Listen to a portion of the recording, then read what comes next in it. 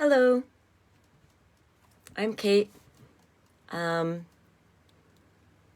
just attended a friend's informal sort of memorial, and a mutual friend of ours mentioned that apparently what I do nowadays is occasionally read books to dolls. But I haven't done that since I finished Alice.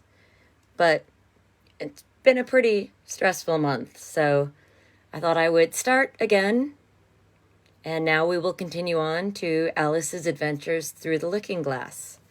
I will be skipping the preface because it's all about chess moves, and you can look that up because there's no real good way for me to read aloud the chess moves. But we're actually going to start with Alice and Little Black Cat. I'm not sure if I'm reading to dolls. I've always thought I'm reading with dolls, but here we go, Through the Looking Glass. This is going to take up most of the screen. Chapter 1, Looking Glass House. One thing was certain, that the white kitten had nothing to do with it. It was the black kitten's fault entirely. For the white kitten had been having its face washed by the old cat for the last quarter of an hour, and bearing it pretty well, considering. So you see that it couldn't have had any hand in the mischief. The way Dinah washed her children's faces was this. First, she held the poor thing down by its ears with one paw, and then with the other paw, she rubbed its face all over, the wrong way, beginning at the nose. And just now, as I said, she was hard at work on the white kitten, which was lying quite still and trying to purr, no doubt feeling that it was all meant for its good.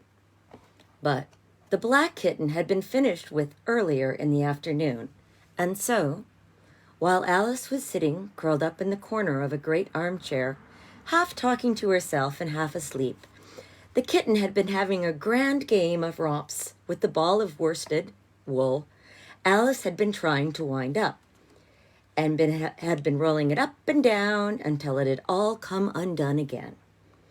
And there it was, spread over the hearth rug, all knots and tangles, with the kitten running over its own tail in the middle.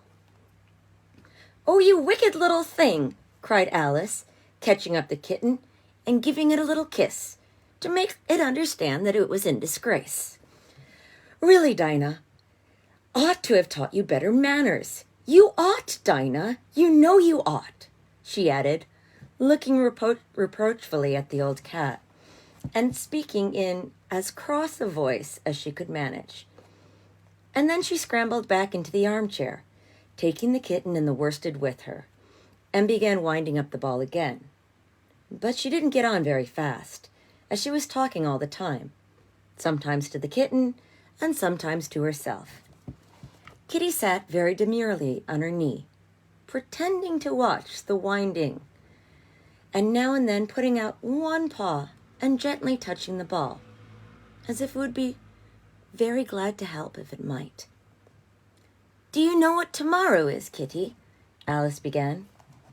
"You'd have guessed it if you'd been up in the window with me, only Dinah was making you tiny, so you couldn't. I was watching the boys getting in sticks for the bonfire. It wants plenty of sticks, Kitty, only it got so cold and it snowed so they had to leave off.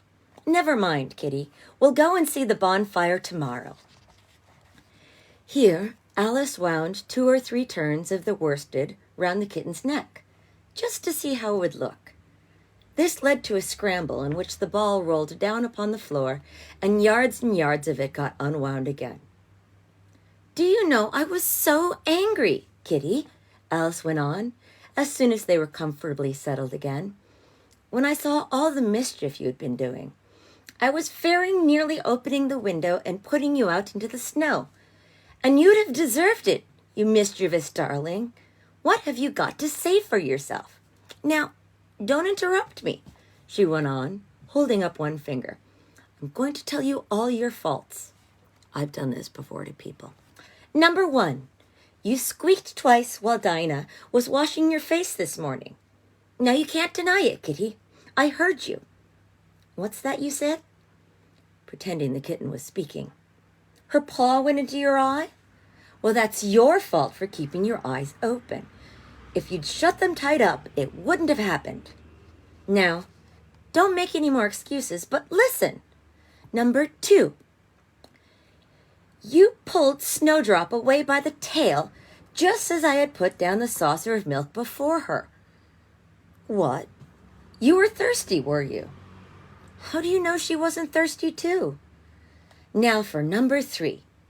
You unwound every bit of the worsted while I wasn't looking. That's 3 faults, Kitty. And you've not been punished for any of them yet. You know, I'm saving up all your punishment for Wednesday week. Suppose they had saved up all my punishment, she went on, talking more to herself than the kitten. What would they do at the end of the year? I should be sent to prison, I suppose, when the day came. Or, let me see. Suppose each punishment was to be going without dinner. Then, when the miserable day came, I should have to go without 50 dinners at once.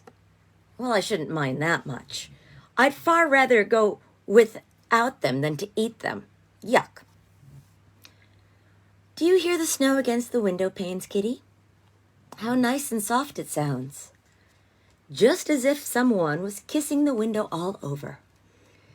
I wonder if the snow loves the trees and fields, that it kisses them so gently. And then covers them up snug, you know, with a white quilt. And perhaps it says, go to sleep, darlings, till summer comes again. And when they wake up in the summer, Kitty, they dress themselves all in green and dance about whenever the wind blows.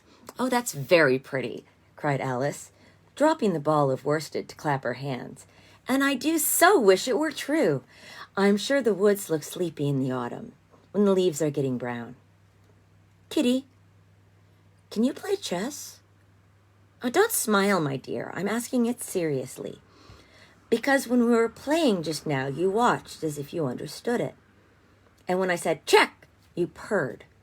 Well, it was a nice check, Kitty. And really, I might have won, if it hadn't been for that nasty knight that came wriggling down amongst my pieces. Kitty, dear, let's pretend. And here I wish I could tell you half the things Alice used to say, beginning with her favorite phrase, let's pretend. She had quite a long argument with her sister only the day before, because Alice had begun with, let's pretend we're kings and queens, and her sister, who liked being very exact, had argued that they couldn't because there were only 2 of them. And Alice had been reduced at last to say, well, you can be one of them, and I'll be all the rest. And once she had really frightened her old nurse by shouting in her ear, Nurse, do let's pretend that I'm a hungry hyena and you're a bone. But this is taking us away from Alice's speech to the kitten. Let's pretend that you're the Red Queen, Kitty. Now, you know, I think if you sat up and folded your arms, you'd look exactly like her.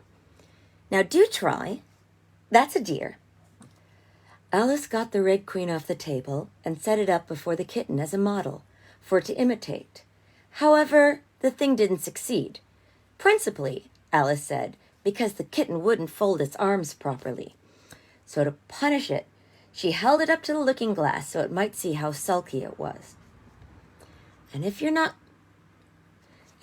good directly, she said, I'll put you through that looking glass house. How would you like that? Now, if only you'll attend, Kitty, and not talk so much, I'll tell you all my ideas about the looking glass house. First, there's the room that you can see through the glass. It's just the same as our drawing room, only the things go the other way. I can see all of it when I get up on a chair, all but the bits just behind the fireplace. Oh, I do so wish I could see that bit. I want so much to know whether they've a fire in winter. You never can tell, you know, unless our fire smokes. Then smoke comes up in that room too. But that may only be pretense, just to make it look as if they had a fire. Well, and the books are something like our books, only the words go the wrong way. I know that because I've held up one of our books to the glass, and they hold up one to the other room. How would you like to live in the looking-glass house, Kitty? I wonder if they'd give you milk in there. Perhaps looking-glass milk isn't good to drink, but oh, Kitty, now we come to the passage. You can see a little peep of the passage in the looking-glass house. If you leave the door of our drawing room wide open, and it's very much like our passage as far as you can see. Only, you know, it might be very different beyond. Oh, Kitty, how nice it would be if we could only go through into the looking-glass house. I'm sure it's got, such beautiful things in it. Let's pretend there's a way of getting through into it, somehow. Kitty, let's pretend that the glass has got all soft like gauze, so we can get through. Why, it's turning into sort of a mist now. I declare, it'll be easy enough to get through. She was up on the chimney piece while she said this, though she hardly knew how she got there. And certainly the glass was beginning to melt away, just like a bright silvery mist.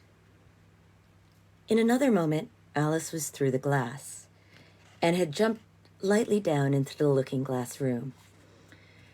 The very thing she did was to look whether there was a fire in the fireplace, and she was quite pleased to see that there was a real one, blazing away as brightly as the one she had left behind. So, I shall be as warm here as I was in the old room, thought Alice. Warmer, in fact, because there'll be no one to scold me away from the fire. Oh, what fun it'll be when they see me through the glass in here and they can't get at me. Then she began looking about and noticed what could be seen from the old room was quite common and uninteresting. But all the rest, the things she couldn't see from the old room, was as different as possible. For instance, the pictures on the wall next to the fireplace seemed to be alive. And the very clock on the chimney piece, you can only see the back of it in the looking glass, had got the face of a little man and grinned at her. They don't keep this room so tidy as the other, Alice thought to herself, as she noticed several of the chessmen down in the hearth amongst the cinders. But another moment, with a little of surprise, she was down on her hands and knees watching them. The two chessmen were walking about, 2 and 2.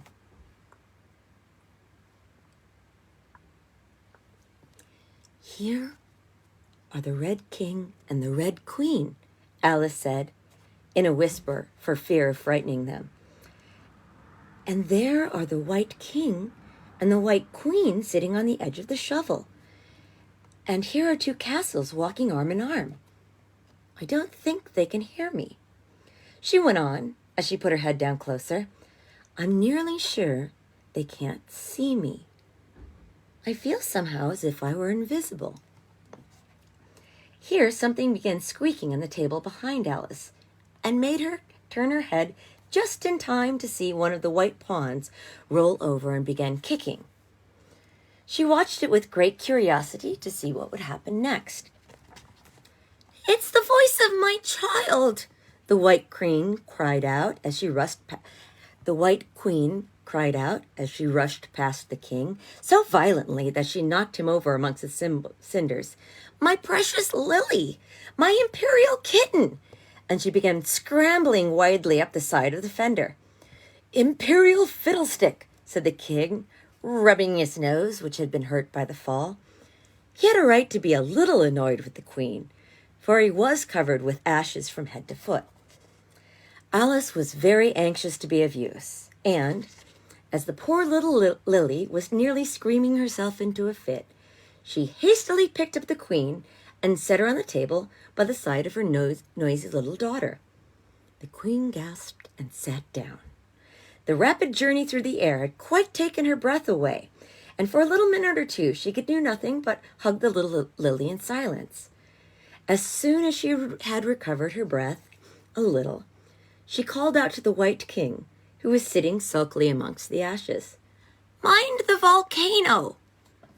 "What volcano?" said the king, looking up anxiously into the fire, as if he thought that was the most likely place to find one. "Blew me up," panted the queen, who was still a little out of breath. "Mind you come up the regular way. Don't get blown up." Alice watched the White King as he slowly struggled up from bar to bar, till at last she said, "Why, you'll be hours and hours getting to the table at that rate. I'd far better help you, hadn't I?" But the king took no notice of her question. It was quite clear he could neither hear nor see her. So Alice picked him up very gently and lifted him across more slowly than she had lifted the queen, that she mightn't take his breath away. But before she put him on the table, she thought she might as well dust him a little. He was so covered in ashes. She said afterwards that she had never seen in all her life such a face as the king made when he found himself held in the air by an invisible hand. That's to be understood.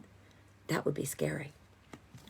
And then being dusted, he was far too much astonished to cry out, but his eyes and his mouth went on getting larger and larger, rounder and rounder, till her hands shook so with laughing that she nearly dropped him on the floor. "Oh, please don't make such faces, my dear," she cried out, quite forgetting the king couldn't hear her. "You make me laugh so that I can hardly hold you. And don't keep your mouth so wide open.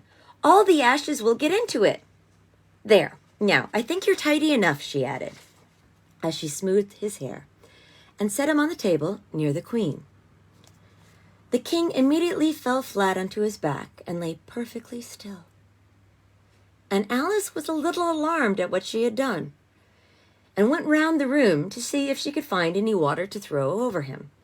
However, she could find nothing but a bottle of ink, and when she got back with it, she found he had recovered, and he and the queen were talking together in a frightened whisper, so low that Alice could hardly hear what they were saying. The king was saying, "I assure you, my dear, I turned very cold to the end of my whiskers." To which the queen replied, "You haven't got any whiskers." "The horror of the moment," the king went on, "I shall never, never forget." "You will, though," the queen said, "if you don't make a memorandum of it." Alice looked on with great interest as the king took an enormous memorandum book out of his pocket and began writing. I do that too, to remember things. It's my bullet journal. So he took the enormous memorandum book out of his pocket and began writing. A sudden thought struck her, and she took hold of the end of the pencil, which came some way over his shoulder, and began writing for him. The poor king looked puzzled and unhappy and struggled with the pencil for some time without saying anything. But Alice was too strong for him, and at last he panted out, "Oh, my dear, I really must get a thinner pencil. I can't manage this one bit. It writes all manner of things that I don't intend." "What manner of things?" said the queen, looking over the book, in which Alice had put, "The White Knight is sliding down the poker. He balances very badly." And indeed he does, although he hasn't fallen off. "That's not a memorandum of your feelings," said the queen. There was a book lying near Alice on the table, and while she sat watching the White King, for she was still a little anxious about him, and had the ink all ready to throw over him in case he fainted again, she turned over the leaves of the book to find some part that she could read. "For it's all in some language I don't know," she said to herself. It was like this. "Jabberwocky. She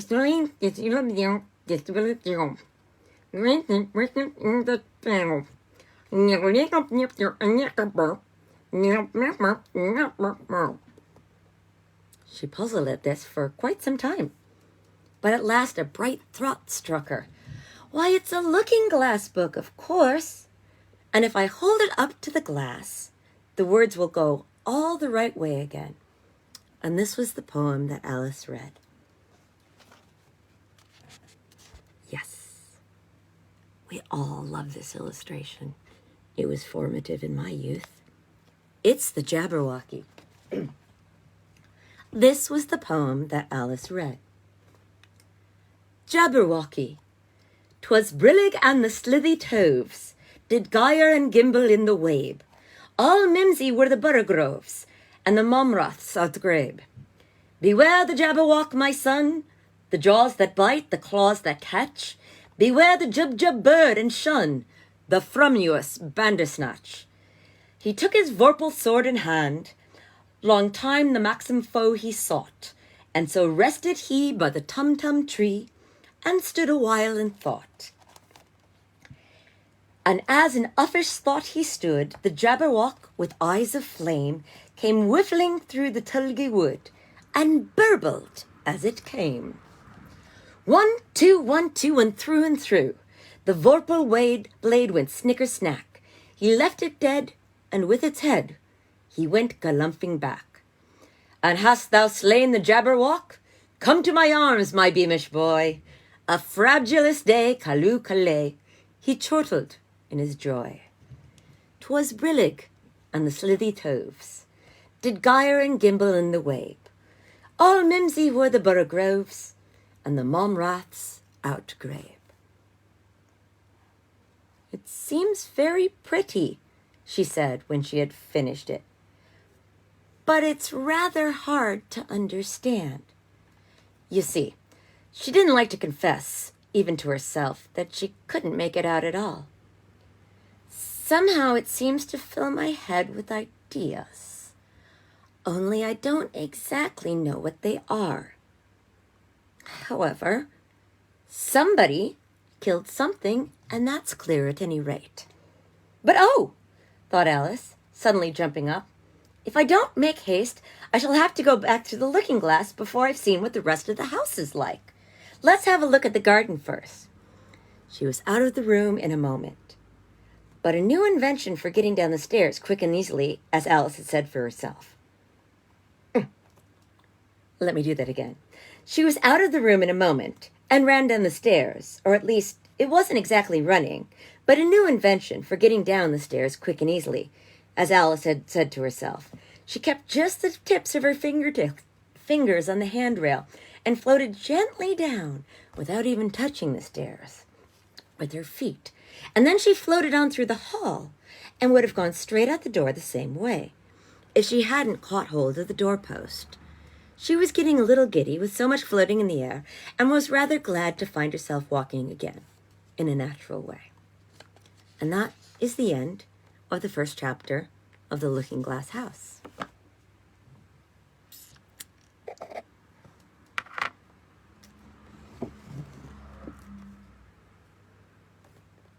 Take care.